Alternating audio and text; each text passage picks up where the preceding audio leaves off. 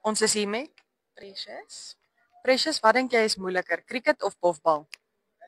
Ek dink cricket is moeiliker. Dankie Precious. Ons is hier met Enzo. Enzo, wat is moeiliker, cricket of bofbal? Ek dink altyd, maar bofbal is meer moeiliker. Ek dink. Dankie Enzo. Ons is hier met Jessie? Jessie, wat dink jy is moeiliker, cricket of bofbal? Ek dink bofbal. Dankie Jessie.